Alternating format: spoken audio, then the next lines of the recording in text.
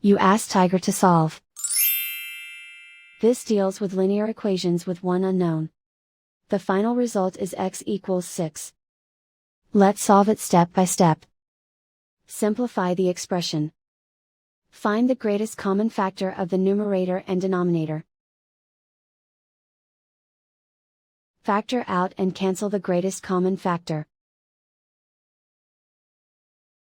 Isolate the x. Multiply both sides by 4. Group like terms. Multiply the coefficients. Simplify the fraction. Multiply the fractions. Simplify the arithmetic. And so the final result is x equals 6.